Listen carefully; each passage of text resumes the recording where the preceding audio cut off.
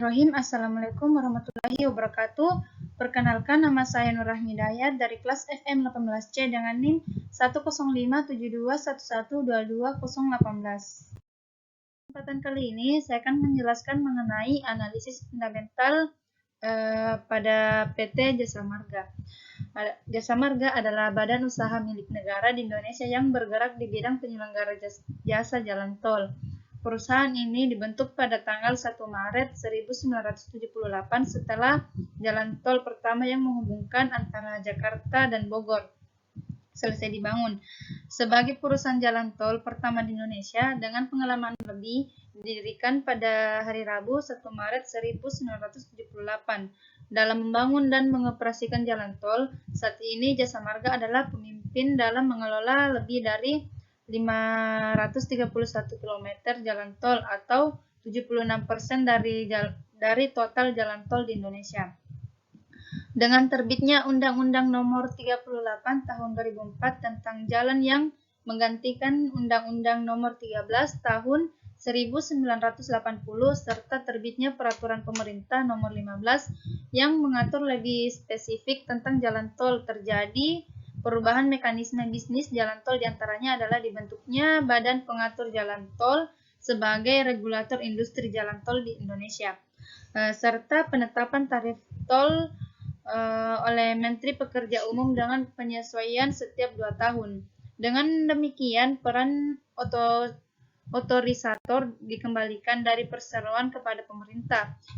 Sebagai konsekuensinya, perseroan menjalankan fungsi sepenuhnya sebagai sebuah perusahaan pengembang dan operator jalan tol yang akan mendapatkan izin penyelenggara tol dari pemerintah. Adapun visi misi dari PT Jasa Marga yaitu visinya menjadi perusahaan jalan tol nasional terbesar, terpercaya, dan berkesinambungan.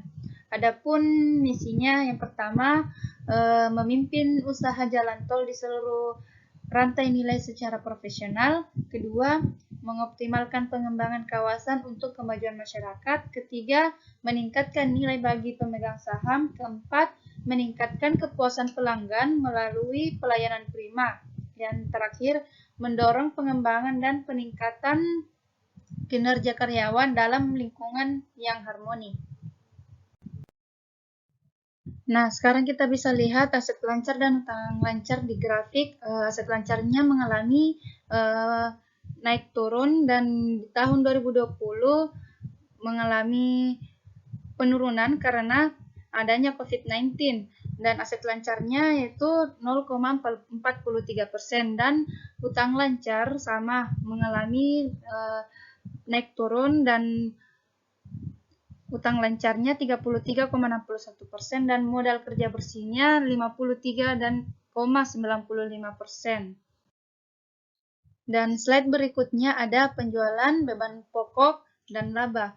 Dan bisa kita lihat di grafiknya mengalami penurunan drastis pada tahun 2020 karena adanya COVID-19.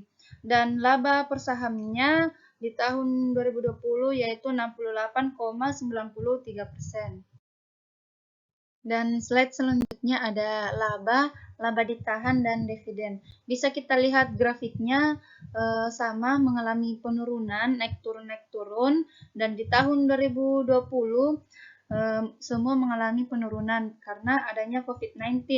Laba per saham pada tahun 2020 yaitu 68,93%, laba ditahan per saham 18,98%, dan dividen per saham 0, dan rasio dividen 100%. Dan slide selanjutnya lagi ada arus kas operasi, pembiayaan, investasi, dan perubahan kas. Bisa kita lihat lagi di grafiknya mengalami penurunan drastis pada tahun 2020, dan kesimpulannya itu pandemi telah menekan sektor yang terkait dengan transportasi dan infrastruktur, namun manajemen yang masih stabil dan dengan beberapa perombakan di bagian internal perusahaan BUMN ini. Semoga kinerja perseroan yang menurun di tahun ini akan kembali membaik di tahun 2021. Terlebih penemuan vaksin dan aktivitas masyarakat yang kembali normal. Adanya ekspektasi untuk berbagai proyek dan kerjasama di 2021, peluang bisnis ke segmen kini lainnya. Jika Jasa Marga selalu berani mendisrupsi diri di tengah perubahan dunia yang serba cepat saat ini, Jasa Marga bisa menjadi salah satu pilihan investasi untuk long term investment. Itulah tadi penjelasan dari saya. Sekian dan terima kasih. Assalamualaikum warahmatullahi wabarakatuh.